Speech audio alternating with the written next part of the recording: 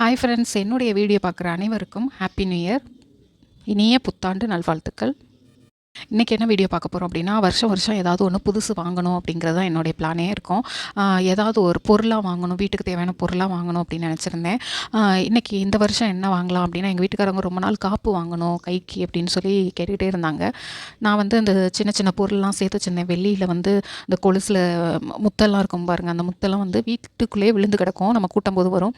அது மற்ற பொருள்லாம் செயின் இதெல்லாம் அறுந்தது, வேஸ்டேஜ் நிறையா வச்சுருப்போம் இல்லையா, இது எல்லாமே சேர்த்து ஒரு 59 கிராம் கிட்ட இருந்தது. இதெல்லாம் போட்டுட்டு நம்ம வந்து அவங்களுக்கு ஒரு காப்பு வாங்கி கொடுப்போம் அப்படின்னு சொல்லிட்டு காப்பு வாங்கினோம். ப்ளஸ் வந்து எக்ஸ்ட்ராவே இருக்குது, வேறு ஏதாவது எடுத்துக்கிறீங்களான்னு கேட்டாங்க. அப்போ என் பையனுக்கு ஒரு கை செயின் வாங்கிடலாம் அப்படின்னு சொல்லிட்டு ஒரு ப்ரேஸ்லெட் வாங்கிட்டேன். அதுக்கப்புறமா எக்ஸ்ட்ரா இருந்தது, அப்போ நான் ஒரு மோதிரம் வாங்கிக்கிட்டேன்.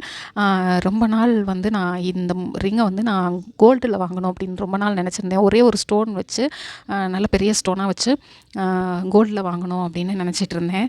ஆனால் அது வெள்ளியிலே கிடச்சிருச்சு. சரி ஓகே அப்படின்னு சொல்லிட்டு வாங்கிட்டேன். அதுக்கப்புறம் ஒரு சின்ன டாலர் ஒன்று கொடுத்தாங்க.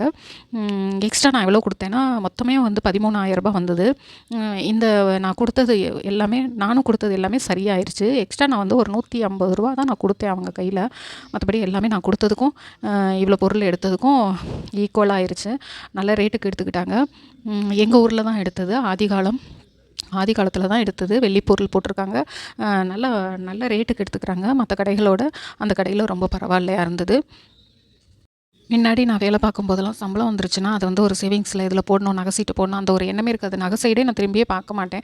ஏன்னா நம்ம அந்த கலர் கலராக தோடு போட்டுட்டு போகிறதுனால, கோல்டு போட்டோம்னா ஒரே தோடு தான், கோல்டாகவே ஒரே தோடாக தான் போட்டுட்டு போனோம்.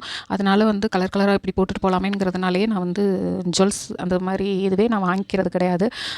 இப்போ தான் ரேட் அதிகமானோடனே தான், ஏன் நம்ம இவ்வளோ நாள் சேர்க்காம விட்டுட்டோமே அப்படின்னு சொல்லிட்டு இப்போ தான் ஒரு 2 சீட்டு போட்டிருக்கேன். என்ன மாதிரி யாரும் இருந்துடாதீங்க. கண்டிப்பாக நகை சீட்டு ஏதாவது ஒன்று போடுங்க. நம்ம போட்டுக்கிறோமோ இல்லையோ, கண்டிப்பாக ஒரு சேவிங்ஸ்லையாவது இருக்கும் அது. நிறையா சேவிங்ஸ் பண்ணுங்கள். எல்லோரும் நல்லா இருங்க. என்னுடைய சேனல் பிடிச்சிருந்தா லைக் பண்ணுங்கள், மறக்காமல் சப்ஸ்கிரைப் பண்ணுங்கள். தேங்க்யூ.